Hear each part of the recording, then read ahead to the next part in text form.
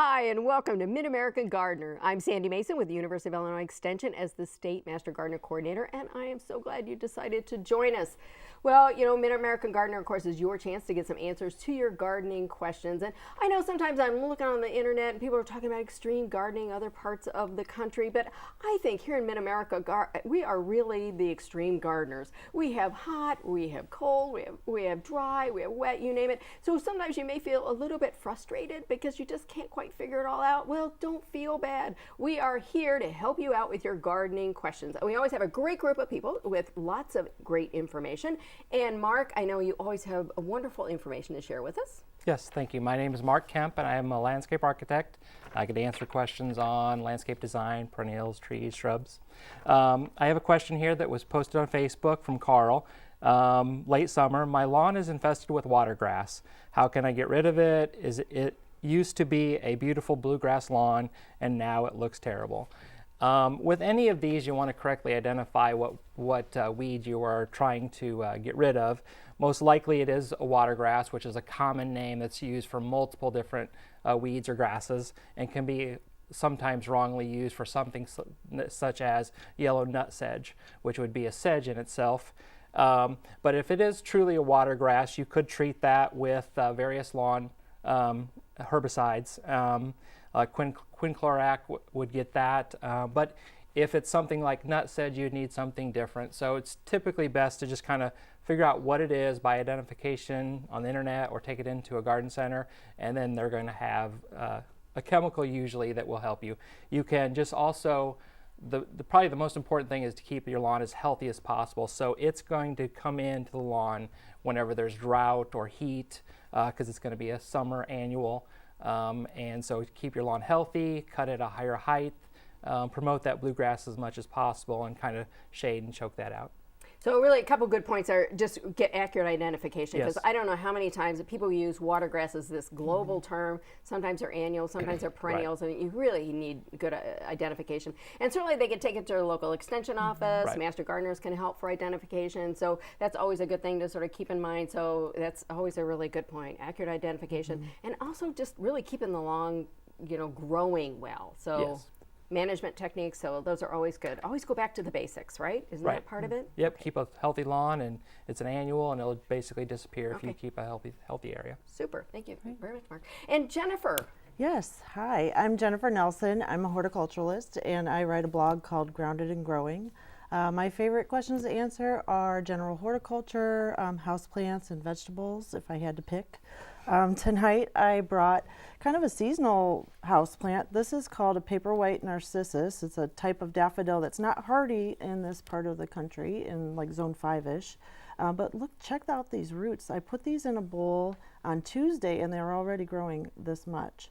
They actually don't need soil. They're just in a bowl out of my kitchen with some gravel in the bottom and filled just so the bottoms are just getting wet.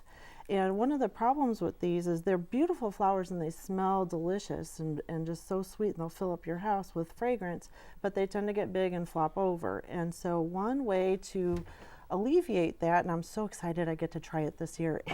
I found this from Cornell, and if you're interested in looking up more information, just Google pickling your paper whites.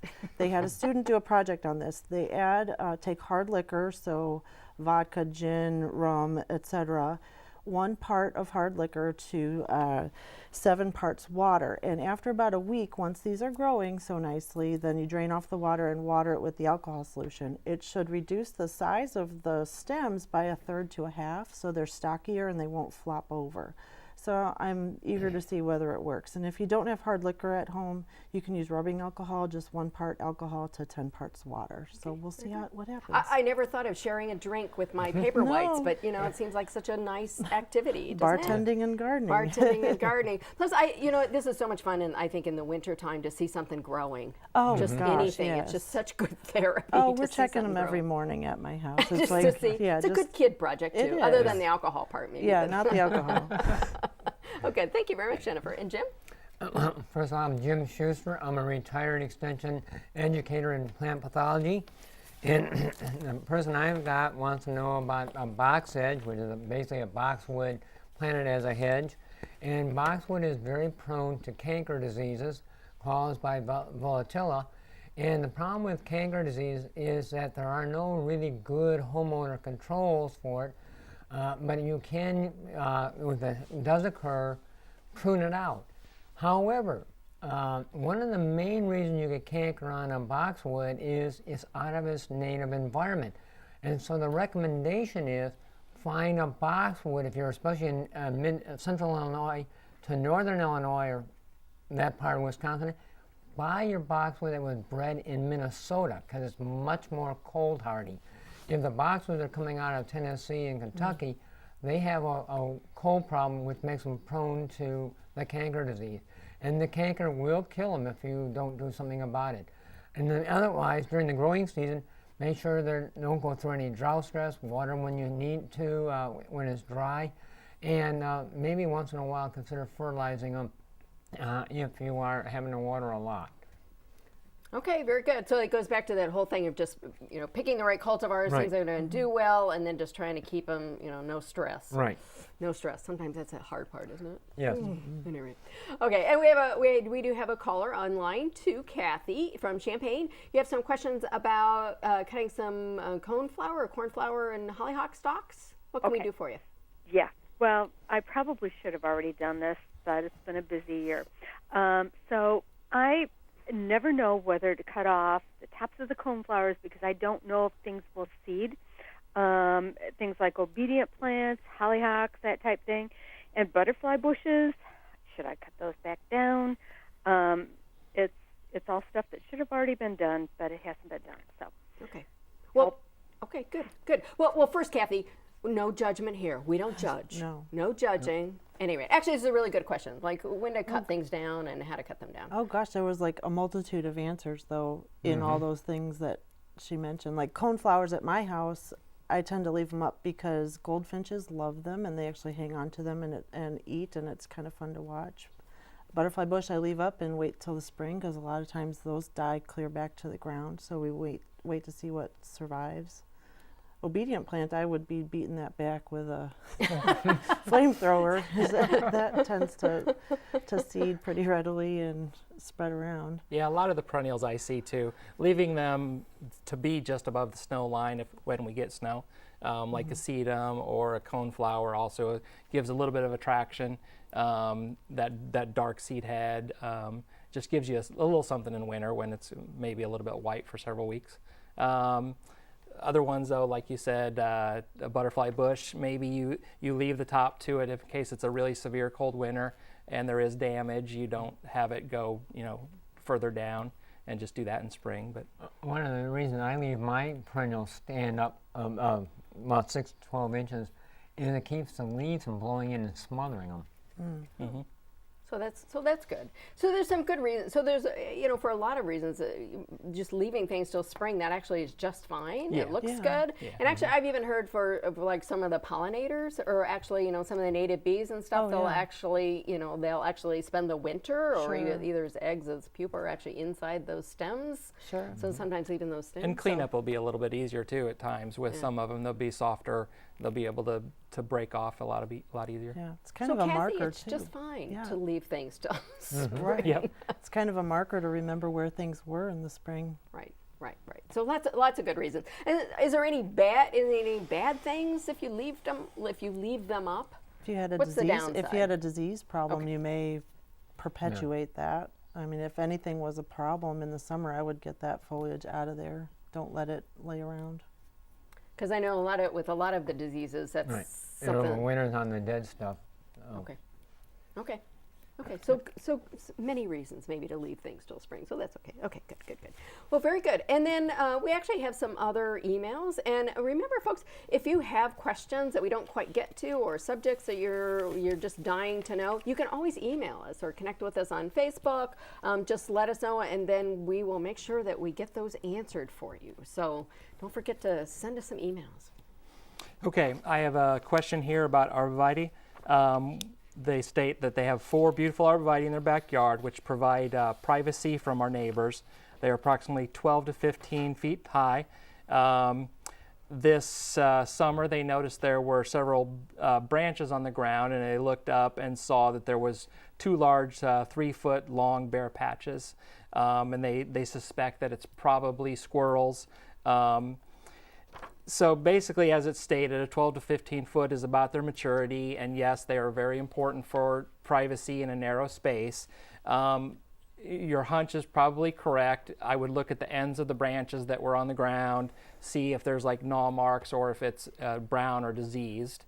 That way you know what you're dealing with. If it is squirrels, there's not much you can do. I mean, they're going to gnaw on branches. They're going to possibly use them for nests or feeding. They're just kind of an animal that's going to do various things that you're not going to be able to control too well, especially from that height.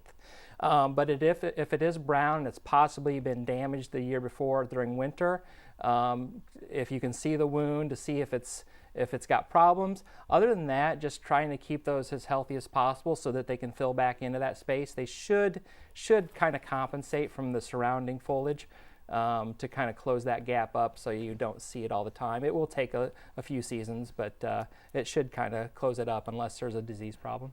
Okay, very good, very good. And we do have some lines open, so if you'd like to give us a call, we're certainly here to help you out. So give us a call right now. And then Jennifer? Okay, I've got an email from a viewer about the Liberty apple tree. They'd like to know a little bit about Liberty apple tree and more specifically, when in the world does it ripen in Illinois? And they have a hard time telling when their tree's fruit is ripe. And I can tell you from experience that this is one of the trees we have in our yard, and I chose it specifically because it is resistant to just about everything under the sun that apples tend to get. And that's part of the name Liberty, because you're supposed to be liberated from spraying and paying attention to the tree. And we pay very little attention to it, I'll be honest. We have 2 little kids at home, and so fussing over apples is not high on the priority list.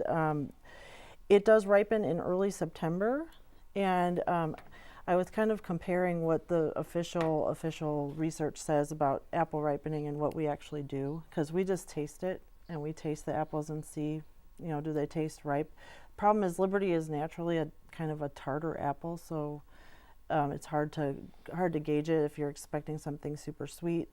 Basically, I taste it, but I also look for a couple of apples to start dropping once they're separating naturally from the tree. That's usually key to go ahead and pick it. So when you do pick it, if you twist it while you're kind of pulling it sideways and it comes off easily, that's a good sign.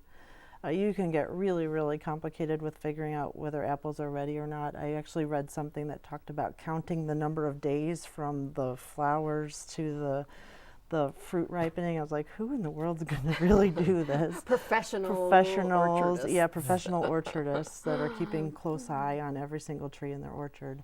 But it's also a really good storing apple. We have ours in the crisper drawer in our garage fridge, and they were picked in September, and here it is December, and they taste great. Okay. And I don't think people always realize that, there's like early, mid, and late season apple. They don't all ripen at the same time. Right, and they don't all ripen at the same time even on the tree. They kind of ripen from the outside in and from the south side first, and yeah, just to kind of get in tune with that. We're so used to everything being instantaneous, and it's just not. Yeah. So maybe doing a little research on whatever apple variety you have, is it one of those early to mid to late season? And make some choices so you don't have a gajillion apples at one time. Gajillion apples? That's a technical term. Talk. I know, lots of gajillion apples. Anyway, Jim. Okay, this person has some crab apples that don't look too good. They got a lot of brown leaves. Crab apples are prone to 2 leaf diseases. The most common one is apple scab. And in the spring, if you look at the tan or brownish spot, it'll look kind of fuzzy or diffused margins, not a real sharp, clear one. The other disease is called frog's eye. It has a distinct margin. That's how you separate the 2 apart in the spring and early summer. But by August, the diffused margin of the apple scab has gone away, and they both look the same. There is one fungicide that actually works on both of them. Off the top of my head, I can't remember exactly what it is, but you can look on your homeowner labels for fungicides for apple scab / leaf spots and see if it'll control it. The other one is to try and find crab apples that are resistant to both diseases, especially the apple scab, which is the most common. Both of these diseases like it wet. The more rain you have, the more dew you have, If you're overhead watering, trying to water your lawn and it's getting on the leaves, that'll spread it. So anything that you can keep the leaves dry. But once the leaves are infected, the fungicides are not going to control it. So your fungicides have to be put on preventively, starting basically at bud break. And you may have to gap depending on when your plants are in flower. But you basically, if it's going to be a wet summer, you're spraying all summer long, every 7 to 10, 14 days, depending on the frequency of rain. So much of it depends. So this really isn't a life-threatening thing, No. right? So that's the big. Well, they well, lose their let me leaves back and- up. It can weaken the tree, which is Right. why it's not wanting to flower very much. Right. And if it's weakened enough many years in a row, it can be fatal. But generally, no, it's not generally considered a fatal disease. yeah, It just yeah. makes it look ugly. Because all the leaves fall in like July and August or whatever, so that's not good. So so that's a good point. And then the fact that there are lots of new cultivars Right. that are resistant. So back to what you were talking about, really, with even just regular apples, there are resistant varieties, and so Right. sometimes it's good to just. Yeah. 'Cause, by the way, crabapple as well as applewood make great firewood. So it does have an afterlife. I'm glad Great- you, great I'm for glad you brought smoking. that up. Great for great for smoking. There's good use. See, there's always a bright side to these things, Yeah. right? Okay, good. And actually, I have an email that I thought was really a particularly good question. It really, Anne from St. Joe was really here in Illinois was talking about, they were having a discussion about with their gardening friends about, where can you get soil samples taken. And then I guess her overall point was, when you have, you're going into like, especially an old neighborhood, or, you don't know what was happening, in that urban area, even 20, 10, 50 years ago, whatever it was. And so, worrying about, toxins or anything like that might be in the soil. And so she was asking about, how you can get soil tested. Well, you can certainly go to, just check in your area for any, pretty much here in the agricultural parts of the world, there are plenty of soil testing places. And so they'll also do not only agricultural soil testing, but they'll also do garden soil testing. So they'll do that for you. But if you really are looking for things like lead and some of the other kinds of things, you have to let them know, because usually that's an extra test. But I will just tell you, I think the bottom line is that if you're in an urban area, you can pretty well assume there's probably going to be some issues, and it's probably mainly with lead paint. And the fact that paints often had lead in them. And so certainly if it was an area that had an old house on it or anything like that. So it's always a good idea to sort of either get it tested, spend some money, you would have to spend a little extra money on that, or just assume it's going to have some extra toxins in it, and certainly lead might be an issue for you. But you can do raised beds. So it doesn't mean you can't garden there, but you might think about doing raised beds or just do something so that you're not actually in that particular soil. But it's an excellent question, because a lot of people are dealing with that. So good. So thank you very much, Anne, for that question. And we do have a caller online too, Chuck from Champaign, talking about when to prune apple trees. We kind of have a little apple theme tonight. So Chuck, you have a question for us? Online too, Chuck? Hi. Hi. My apple trees are out of control. I've been busy and haven't pruned them in about 3 or 4 years. So I'm wondering, I've read conflicting information. Because I have water sprouts all over the place. The best time to do it would be when? Usually Yeah. like January, February. Generally, yeah, when it's totally dormant and cold out. Well, the problem is, though, if you prune it too hard, you can just increase the water. Yeah. So if they're mostly after the suckers, I'd prune it during the heat of the summer, when it's not like late July, August, when it's trying to shut down, more or less. It has all this rapid growth is done. And again, you do not take more than 10% of those suckers at one time, because let's say you have 100 suckers and you do all 100, it's going to resucker even in the late fall. Okay. So do it later in the summer and less than 10%, and figure out over a couple of years you'll just keep getting rid of the suckers. And if you also have to thin, in addition to suckering, that is added into the 10% too. So be But careful. then that would certainly be something you'd probably do in the dormant season. Right. So if you're actually, it's not the suckers, but you're actually pruning. And it sounds like, Chuck, like with a lot of us, you just get busy, and then yeah. 3 or 4 years later, your apple trees. And apples really are one of those that have to be pruned every year. They really do need some pruning. So what would be some comments about if they really have a kind of a mature apple tree that's kind of getting a little bit out of hand? What would be Get some that thoughts? that older growth, and open it up for any diseases. Allow airflow through it. I mean, you don't want a lot of branches. You're going to get smaller apples. You're going to get more competition. Right. But if it's super out of control, you might want to just what you were talking about, Jim, maybe just sort of maybe not do it all at once, because it does tend to spur a lot more growth than later. So you might think of the next couple of years, I'm going to try and get this tree back into shape. You could do the thinning of the upper branches, say in February, Right. March, and then thin the suckers in August, September. Right. Yeah. Right. Right. So that is one of those things. And it is one of those things that sometimes apple trees, I mean, I love having fresh apples, but sometimes we don't always, it sounds like such a good idea to have like apple trees and some of these other, but sometimes they really do take a little maintenance. So I decided the local orchard down the street is actually a better choice for me. And my apple trees are just left for the bees. Well, They just enjoy the flowers. Well, as we already mentioned once, you can use it as firewood. Yes, Firewood. there you go. They do flowers, so that's good. No, So we that's like our good. dwarf trees because they are way more manageable. Yeah.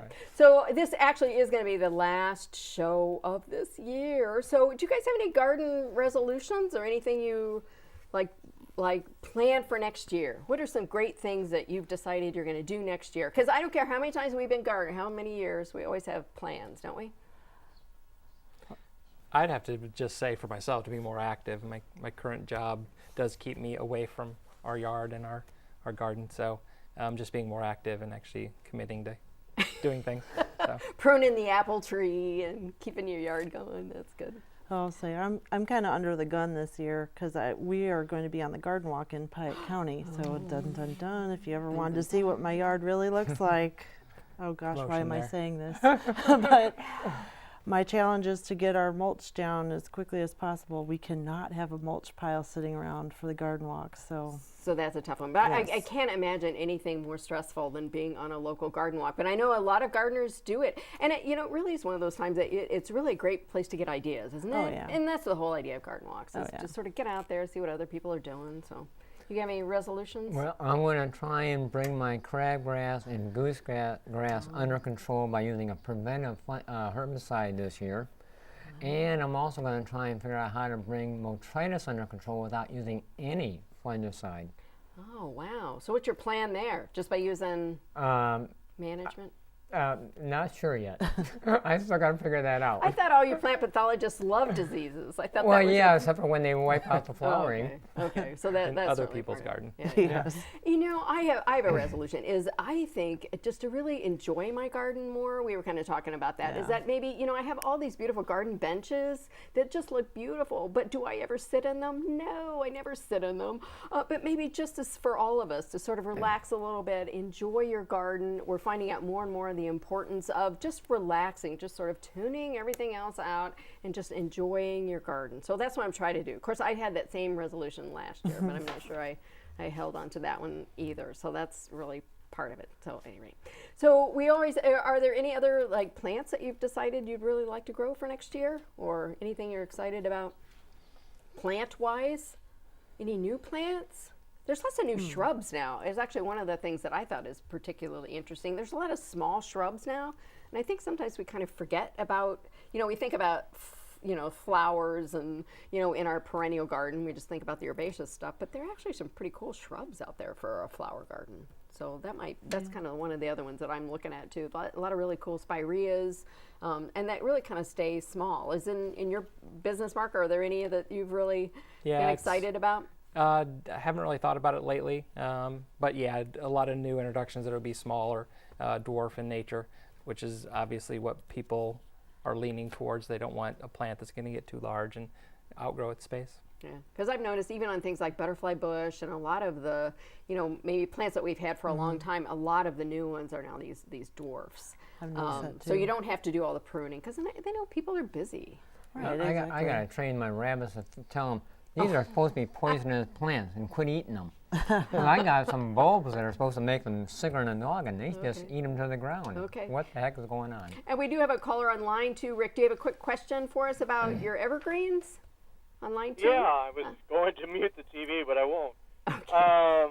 I've got plants or trees that I planted myself that are anywhere from 7 to 12 foot high now, and approximately 10 trees. And then I've got some that are way established, actually, too, and they're dying from the bottom up. Oh wow. Do you So know what kind of evergreens. evergreens? Do you know what kind of evergreens there are? Blue spruce. Dying from the top. Okay, so what is it? We got just a moment. That's Cytospora canker. That's the number one way it dies. The trees, and they start getting the disease about 10 years of age, but that really hits them when they're 20 or older. And there's not much you can do besides prune off the dead branches. And it's a stress disease. It's Yeah, another one of it's those an that's age, stress. Like make part sure of you. it is just aging. Yeah. Okay. Very good. I know. We're running out of time. So thank you all very much. And I know 2018 is going to be a great year. So thank you all very much. We'll see you next year.